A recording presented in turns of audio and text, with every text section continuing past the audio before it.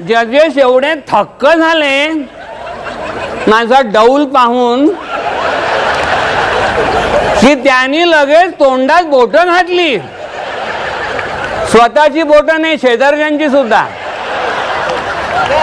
मग मला प्रश्न विचारण्यात आले की का रे बाबा, तुला जर क्राऊन दिला आम्ही तर तू काय करशील?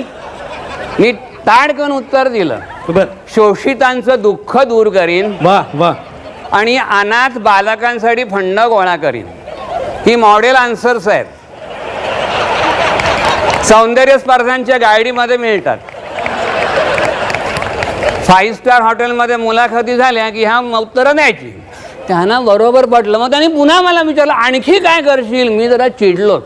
म्हटलं आणखी काय करीन म्हणजे काय? मी वणवे विझवीन, कोंबड्या वाढवीन. तुमच्या बापाचं काय गेलं? शेवटचं वाक्य मनात म्हटलं. त्यांना तेही आवडलं. जजेस खुश.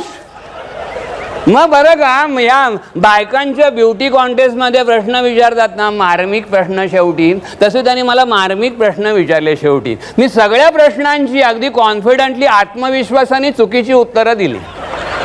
आता प्रियांका चोप्राला नाही का विचारलं की काय ग बाई, कुठल्या भारतीय